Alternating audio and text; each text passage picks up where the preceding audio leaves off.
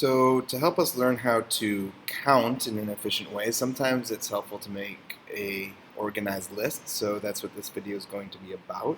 It may seem a little bit obvious, but whenever we're counting combinations, we always have to make sure that we're not missing one of the combinations, because if you forget one, how are you going to know? And then you'll just have the wrong answer. So creating an organized list can help us make sure that we are counting every single one and we're not skipping any. And we know this because we are going in a specific order when we're counting.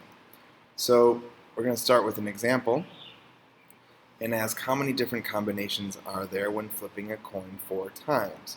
So hopefully you could figure this out using the fundamental counting principle that we learned the other day. I realize I just spelled principle incorrectly. That would be Ms. Prendergast. It should be P-L-E. Anyway, with the fundamental counting principle, you are able to, you know that you can just figure out how many options there are for each of our events. And we have the first flip, second flip, third flip, and fourth flip, and for each of those we have 2 events. So for the first flip we have 2 events, heads or tails. I should say outcomes, maybe that would be a better word to use. 2 possible outcomes. The second flip, 2 possible outcomes, heads or tails. Third flip, 2 possible outcomes, heads or tails. Fourth flip, heads or tails. So we know 2 times 2 times 2 times 2, 2 to the 4th power is 16. So there are 16 different combinations when flipping a coin 4 times. Of course, you should be able to explain that also by using a tree diagram and not just have this fundamental counting principle memorized, but understand where it comes from, the tree diagram.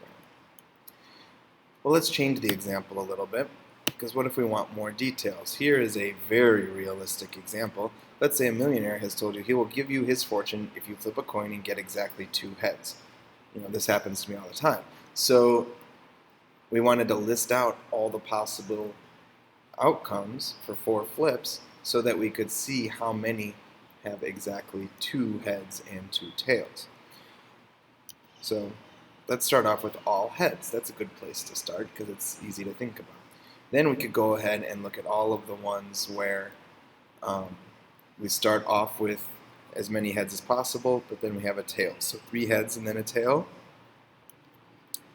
2 heads, a tail, and a heads, and then 2 heads, 2 tails. So what I'm trying to do here is I'm trying to build up eventually to all tails by changing the ones from the back to tails as slowly as possible.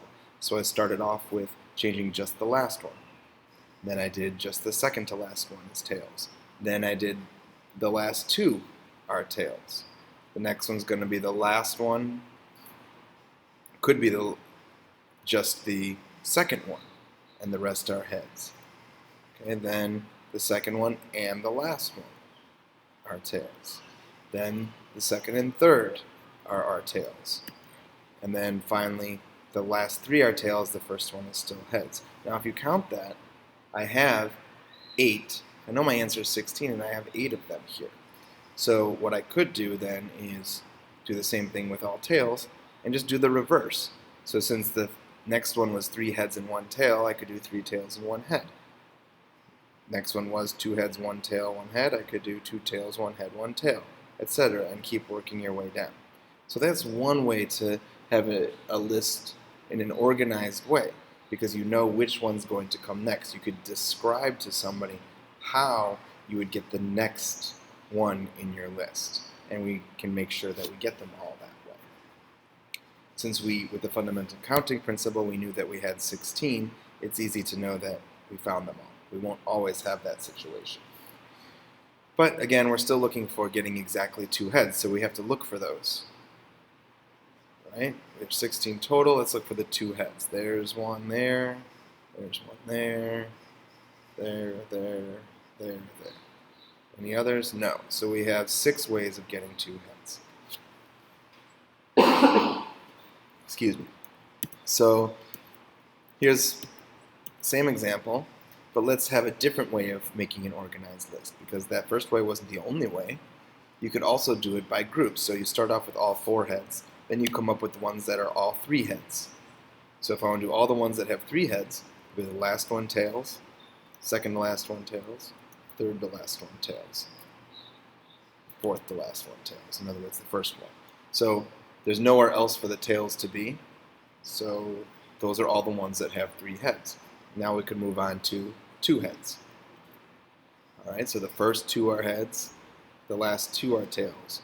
Move that one tails back, move it back again.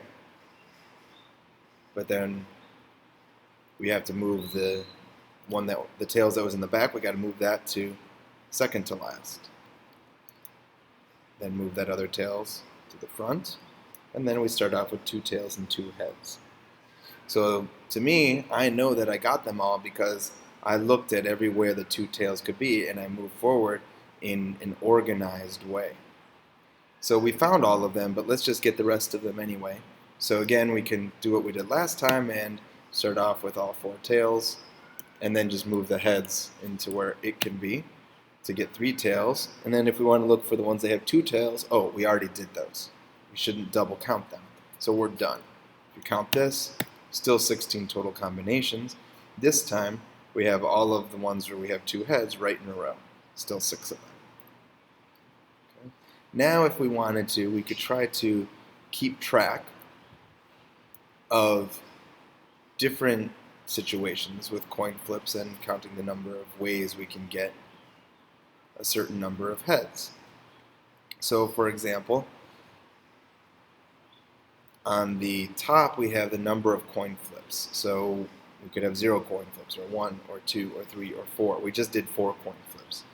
And then we want to figure out how many, if we know how many heads we want, how many heads we're looking for, 0 heads, 1 heads, 2 heads, 3 heads, 4 heads, etc., then we could list how many combinations of that there are in this table.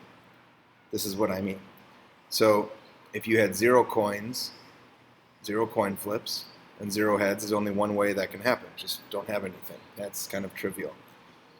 If you had 0 coin flips, well, you couldn't have 1 head, so that box doesn't even make sense. Neither do any of those. Let's move forward. I probably didn't make anything clear yet to you, but I will. So if we have 1 coin flip, and we're looking for 0 heads, there's only one way that can happen. You flip the coin, and you get tails. That's the only way that can happen.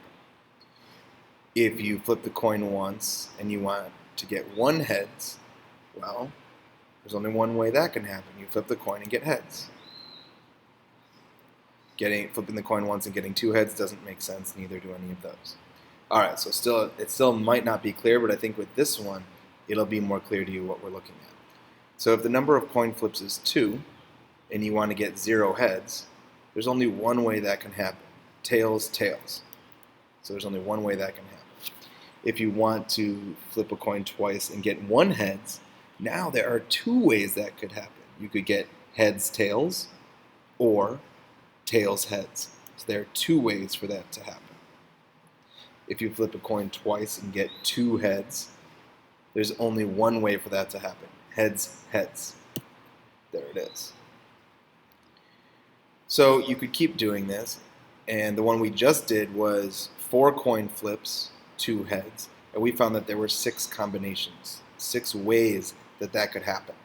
So I'm going to put the 6th in there for you. But your homework is to fill in the rest of this table. Then answer the questions on the Google form.